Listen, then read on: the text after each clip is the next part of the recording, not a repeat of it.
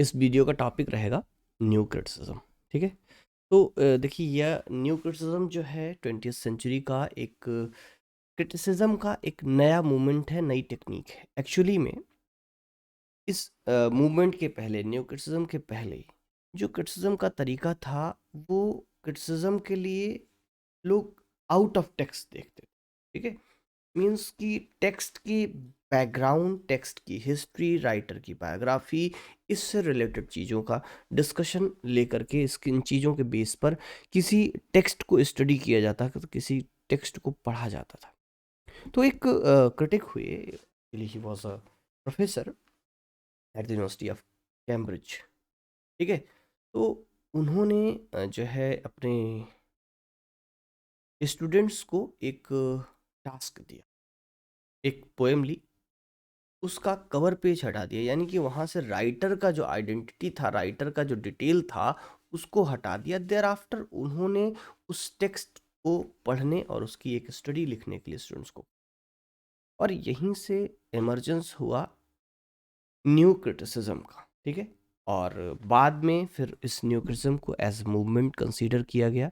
पहले ये प्रैक्टिस पे आया, बाद में एज मूवमेंट इसको कंसीडर किया गया।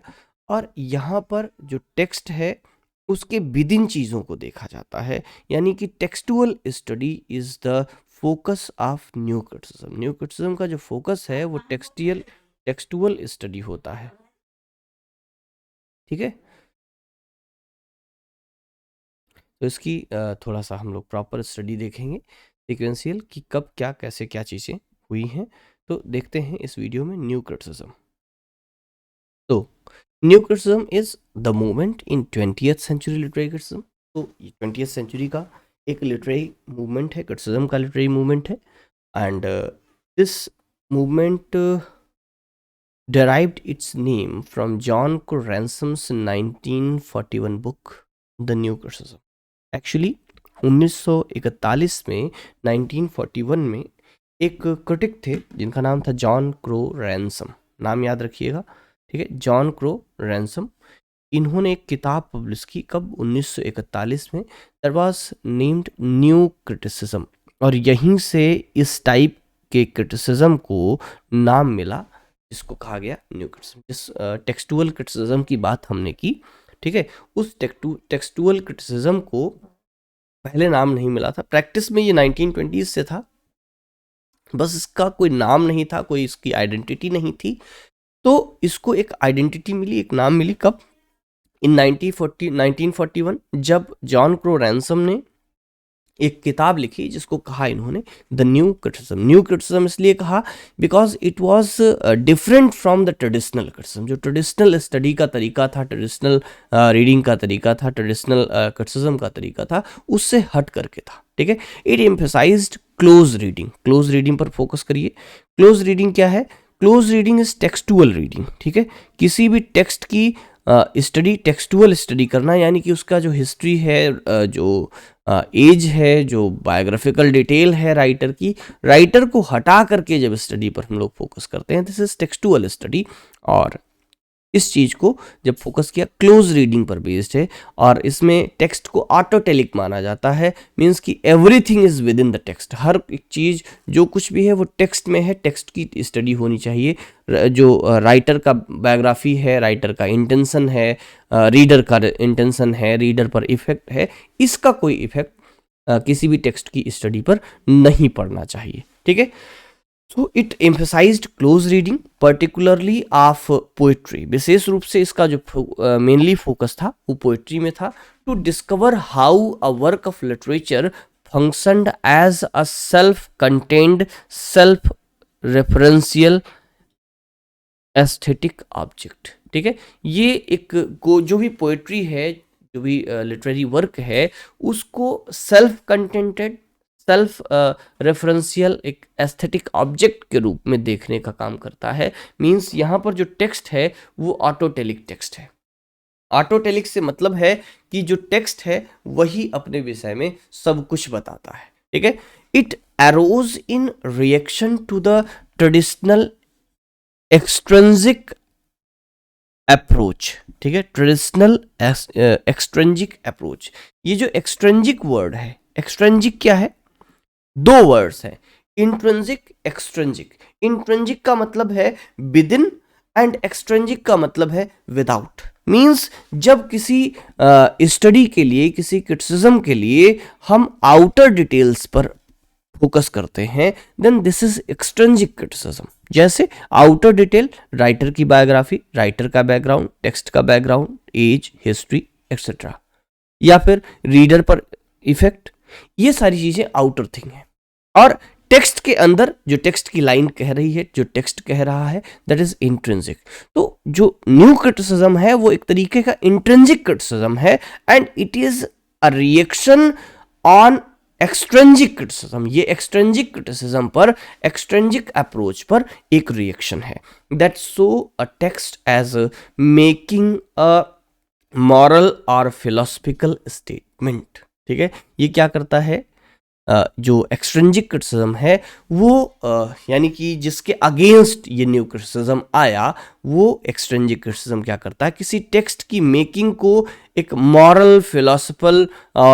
मॉरल और फिलोसफिकल स्टेटमेंट के रूप में, या फिर as an outcome of social, economic, political, historical और बायोग्राफिकल फेनोमेना के रूप में देखता है। यानी कि या तो वर्क की स्टडी उसको एक मॉरल या फिलोसफिकल स्टेटमेंट के रूप में देखेगा, या फिर उसको एक सोशल आउटकम के रूप में देखेगा, इकोनॉमिक या पॉलिटिकल या हिस्टोरिकल, या फिर राइटर का जो बायोग्राफिकल फिनोमेना है उसके पर्पस से देखता था। ये ट्रेडिशनल क्रिटिसिज्म था या ट्रेडिशनल एक्सट्रिंसिक अप्रोच था किसी भी क्रिटिसिज्म का, किसी भी पोइट्री का, किसी भी वर्क ऑफ लिटरेचर की स्टडी का। ठीक है, लेकिन इसके अगेंस्ट इन्होंने कहा कि भाई नहीं, इंट्रिंसिक होना चाहिए, जो कुछ भी हो विद इन द टेक्स्ट होना चाहिए, टेक्स्ट की टेक्सुअल स्टडी होनी चाहिए। इसमें राइटर का डिटेल, राइटर की बायोग्राफी, राइटर की हिस्ट्री, एज का बैकग्राउंड, ये सारी डिटेल्स नहीं आपको डिस्कस करनी है, इन पर आपको ध्यान ही नहीं देना है। आपको फोकस कहाँ करना है? आपका फोकस टेक्स्ट पर होना चाहिए। ठीक है, the genesis of new criticism can be found in early years of 20th century, 1920s। ठीक है, जो 20th सेंचुरी के अर्ली ईयर्स हैं, specially 1920s, in the work of British philosopher I A. Richards. ठीक है, एक ब्रिटिश फिलोसफर थे and philosopher as well as critic. ठीक है, लिटरेरी क्रिटिक भी हैं। तो इनके वर्क्स में, और साथ ही साथ इनका एक बहुत फेमस स्टूडेंट है, दैट इज विलियम एम्पसन, जिनका फेमस वर्क है 7 टाइप्स ऑफ एम्बिग्विटी। तो इनके वर्क्स में ये चीज़ देखने को मिलती है, और यहीं से इस न्यू क्रिटिसिज्म की शुरुआत है। But the term new criticism became popular in 1941 with the publication of John Crore Ransom's book The New Criticism। जब 1941 में, शुरुआत तो इसकी 1920 में हो गई थी, 1920s में ही, जब ये लोग प्रैक्टिस में इसको रखे थे, लेकिन पॉपुलर तब हुआ, नाम इसको तब मिला जब 1941 में जॉन क्रोर रैंसम ने द न्यू क्रिटिसिज्म नाम की किताब पब्लिश की। Another important figure in the beginning of new criticism was the American writer and critic T.S. Eliot। T.S. Eliot को भी न्यू क्रिटिक्स के ग्रुप में या न्यू क्रिटिसिज्म के रूप में जाना जाता है। इनका जो वर्क है ट्रेडिशन एंड इंडिविजुअल टैलेंट, बहुत ही इंपॉर्टेंट टेक्स्ट है इस न्यू क्रिटिसिज्म का। ठीक है, आगे बढ़ेंगे। That is later practitioners of and proponents include John Crowe Ransom. और ये तो पहली जनरेशन थी जहाँ से शुरुआत हुआ, क्योंकि 1920s अर्ली पार्ट में ही, क्योंकि 1919-20 में इलेट के एसेज पब्लिश हुए थे, और वही फेज था, वही टाइम था जब आई.ए. रिचर्ड्स ने इसको प्रैक्टिस में लाया। लेकिन जो बाद की जनरेशन थी, बाद वाले जो क्रिटिक्स थे, उनमें जॉन क्रोर रैंसम, जिन्होंने 1941 में बुक पब्लिश करके इसको पॉपुलर किया, Cleanth Brooks, Allen Tate, Robert Penn Warren. ठीक है, John Crowe Ransom, Cleanth Brooks, Allen Tate, Robert Penn Warren, René Wellek and William Wimsatt. William Wimsatt के 2 फेमस एसेज आप पढ़ चुके हैं, विमसार्ट एंड बियर्ड्सले के, intentional fallacy and affective fallacy. ठीक है, तो ये सारे लेटर जनरेशन के क्रिटिक्स हैं जो न्यू क्रिटिक्स में आते हैं। From 1930s to the 1960s। ठीक है, 30s से 20s 30s से लेकर के ये एक्चुअली इसको 30s क्या कहें प्रॉपरली, 30s में तो पॉपुलर हो गया था, बिगनिंग इसकी 1920s से आपको मान लेनी चाहिए, 1920s भी आप कह सकते हैं, ठीक है, 1920s, ठीक है। To the 1960s in the United States new criticism was the accepted approach to literary study and criticism in scholarly journals and college and university English departments, ठीक है। स्पेशली बिगनिंग इसकी प्रॉपर बिगनिंग इंग्लैंड में हुई थी, लेकिन popularity America में भी खूब रही, स्पेशली इन जर्नल्स में, और मीन्स की जर्नल्स को जो क्रिटिकल पब्लिकेशंस थे उनमें, साथ ही साथ जो यूनिवर्सिटीज़ और कॉलेजेस के डिपार्टमेंट्स थे, इंग्लिश डिपार्टमेंट, ठीक है, उनमें ये जो न्यू क्रिटिसिज्म की टेक्निक है, न्यू क्रिटिसिज्म की स्ट्रेटजीज हैं, अप्रोचेज हैं, उसका एक अच्छा खासा इन्फ्लुएंस देखने को मिलता रहा, और लगभग ये 3-4 दशक तक जो है खूब पॉपुलर रहा, ठीक है। And new criticism assumes that a text is autotelic. ये जो मैंने लास्ट में स्टेटमेंट दिया है, ये बहुत ही पॉपुलर क्वेश्चन है एमसीक्यूज टाइप ऑफ क्वेश्चंस में, ठीक है, बहुत ही पॉपुलर रहा है अपने आप में। तो ऑटोटेलिक होता है टेक्स्ट, क्वेश्चन ऐसे बनता है कि which of the following criticism या which of following consider a text autotelic, ठीक है, या फिर इस तरीके से पूछ लिया कि new criticism considers a text, तो ऑप्शन में आपको ऑटोटेलिक मिल जाएगा। तो न्यू क्रिटिसिज्म जो है वो किसी भी टेक्स्ट को ऑटोटेलिक मानता है और टेक्सटुअल स्टडी पर फोकस करता है। It assumes that a text is an isolated entity. जो टेक्स्ट है वो एक आइसोलेटेड एंटिटी माना जाता है, कहाँ पर, इन न्यू क्रिटिसिज्म। न्यू क्रिटिसिज्म में इसको एक आइसोलेटेड एंटिटी के रूप में जाना जाता है, ठीक है, that can be understood through the tools and techniques of close reading. और ये जो आइसोलेटेड टेक्स्ट है, आइसोलेटेड एंटिटी है टेक्स्ट को, उसको क्लोज रीडिंग के माध्यम से समझा और जाना जा सकता है। यानी कि क्लोज रीडिंग का मतलब है एक एक शब्द के बाल की खाल निकालना, एक एक शब्द को प्रॉपरली स्टडी करना, समझना कि क्यों है, कैसे है, किस मीनिंग में है, क्या क्या उद्देश्य है, उस कि क्लोज रीडिंग करना, टेक्सटुअल स्टडी करना, that is close reading. Close reading से उस टेक्स्ट को समझा जा सकता है, ठीक है। And maintains that each text has unique texture. और न्यू क्रिटिसिज्म ये मानता है कि हर एक टेक्स्ट जो होता है उसका एक यूनिक टेक्सचर होता है, यानी कि हर एक टेक्स्ट का अपना एक यूनिक फीचर और टेक्सचर होता है, यूनिक स्टाइल होता है, यूनिक थिंग होती है। And asserts that what text says and how it says are inseparable. और कोई भी टेक्स्ट जो कहता है, ठीक है, और जिस तरीके से कहता है, वो दोनों चीजें मीन्स की the subject and the technique both are inseparable. दोनों को सेपरेट नहीं किया जा सकता है, दोनों की दोनों इनसेपरेबल है, ठीक है। New criticism holds that a text must be evaluated apart from its context. मतलब कि किसी भी टेक्स्ट के वैल्यूएशन में, किसी भी टेक्स्ट की स्टडी में उसके कंटेक्स्ट को शामिल करने की कोई जरूरत नहीं है, उसको नहीं किया जाना चाहिए। और अगर इस बात को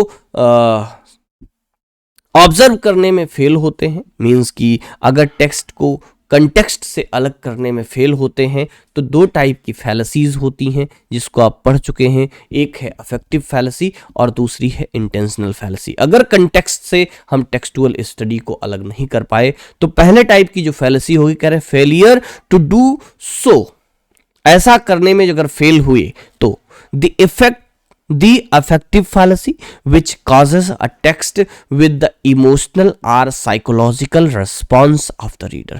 जो affective fallacy है वो रीडर का जो एक इमोशनल और साइकोलॉजिकल रिस्पॉन्स है, ठीक है, उसकी एक फैलेसी है। यानी कि जो आपका स्टडी है वो रीडर के इमोशनल और साइकोलॉजिकल रिस्पॉन्स से प्रभावित हो जाएगा, तो इस प्रकार की जो फैलेसी क्रिएट होगी उसको अफेक्टिव फैलेसी कहेंगे। तो अफेक्टिव फैलेसी नाम की एक फैलेसी आपके क्रिटिसिज्म में होगी।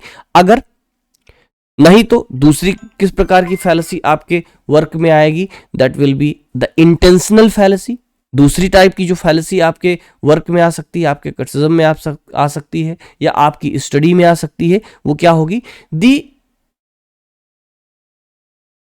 Intentional fallacy. इंटेंशनल फैलेसी क्या है? Which conflates textual impact on the objects, textual impact and the objectives of the author. ठीक है, जो ऑथर है, जो राइटर है, उसका जो इम्पैक्ट होगा वो जो है इस वर्क पर आ जाएगा और इस टाइप की एक फैलेसी क्रिएट होगी। यानी कि अगर आप कंटेक्स्ट से टेक्स्ट को अलग नहीं कर पाए तो ये दो प्रकार की फैलेसीज क्रिएट होंगी। यही है क्रिटिसिज्म, जिसको न्यू क्रिटिसिज्म कहा गया। और कुछ स्पेशल वर्क्स हम लोग देख लेते हैं जो इसके इंपॉर्टेंट वर्क्स हैं। पहला आई ए रिचर्ड्स के वर्क्स में देखेंगे प्रिंसिपल्स ऑफ लिटरेरी क्रिटिसिज्म, ठीक है, और दूसरा इनका वर्क था प्रैक्टिकल क्रिटिसिज्म। ठीक है, principles of literary criticism and practical criticism. ठीक है, practical criticism is also kind of new criticism. ठीक है, second, 7 types of ambiguity written by I A Richards student William Empson. T S. Eliot का tradition and individual talent और Hamlet and his problems. John Crowe Ransom के works में एक तो सीधे सीधे जो बुक है द न्यू क्रिटिसिज्म, दूसरा criticism INC and ontological critics. ठीक है, इसमें आप चाहें तो एक और बढ़ा लेंगे, कौन सा?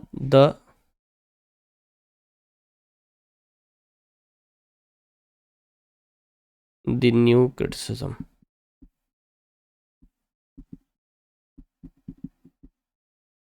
ठीक है, द न्यू क्रिटिसिज्म 1941। ठीक है, और एलन टेट का that is miss Emily and the biographer. ठीक है, एंड कुछ और वर्क्स हैं। विलियम विम्सार्ट एंड बियर्डस्ले का फेमस 2 एसेस जो कि कोलैबोरेशन में लिखे गए थे, the intentional fallacy and the affective fallacy. Cleanth Brooks का the well wrought urn studies in the structure of poetry, बहुत फेमस वर्क है। रॉबर्ट पेन वॉरेन का work pure and impure poetry, Robert Penn Warren, pure and impure poetry, sorry, ठीक, pure and impure poetry by Robert Penn Warren. René Wellek का, और Renee Wellek and Warren, ठीक है, Robert Penn Warren, दोनों के collaboration का एक work है थियरी ऑफ लिटरेचर। ये कुछ इंपॉर्टेंट वर्क्स हैं जो कि आपको आपका आंसर लिखने में हेल्प करेंगे। And this is all about new criticism. ठीक है, तो नेक्स्ट वीडियो में, नेक्स्ट क्लास में हम लोग डिस्कस करेंगे शिकागो स्कूल। शिकागो स्कूल की चर्चा, बहुत छोटा सा एक पार्ट है, करने को इसमें भी कर सकते हैं, बहुत लंबा वीडियो नहीं हुआ है ये।